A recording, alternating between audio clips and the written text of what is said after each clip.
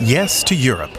Tens of thousands of Georgians marched through the capital of Tbilisi after the EU declined to give their country candidate status. They think it's their government's fault, and they're demanding the administration step down. Mariam Geguchadze is in the midst of it all. She sees Europe as more than being geographically close to the West.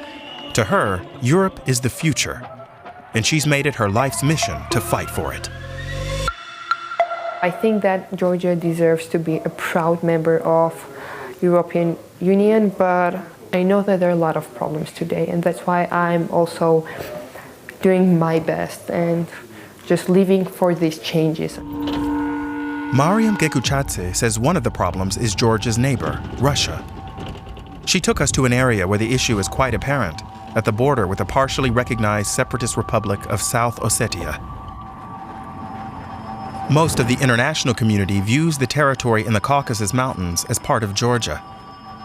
It proclaimed independence 30 years ago, but heavily relies on Russian aid. Russian money controls South Ossetia. The Russian military is stationed there. And after Russia's attack on Ukraine, Georgians fear they may be next.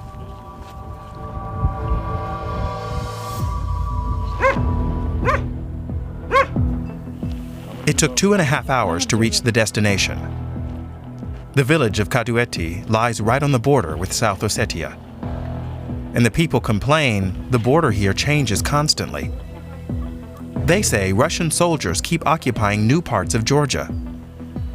And the border even runs straight through the fields of some farms. I'm scared of the Russians. The Russian army is just 5 kilometers from us. And even though no Russian soldiers have come to my village yet, we all live in constant fear. Especially after the Russians invaded Ukraine.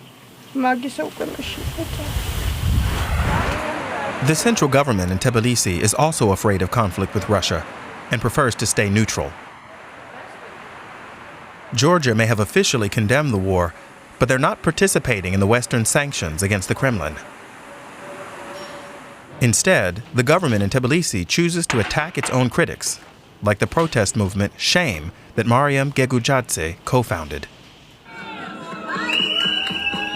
When the EU declined to grant Georgia candidate status, Shame didn't blame Brussels. They blamed their own government.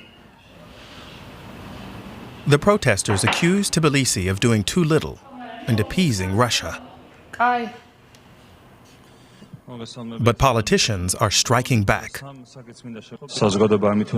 These people want our country to drown in mass protests and turmoil and for it all to end in a war with Russia.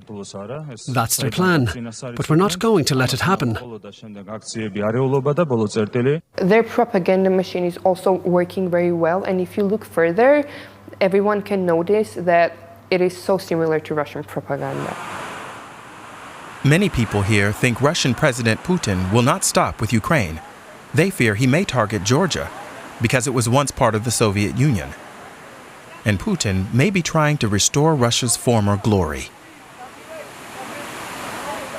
The only country that's been hindering Georgia's development, destroying Georgia's culture, destroying Georgian tradition, Georgian religion, the only country is Russia. Mariam and her cohort say that's exactly why the EU should have sent a message to Russia and granted Georgia candidate status. They were deeply disappointed by the decision from Brussels. It was one of the saddest days of my life.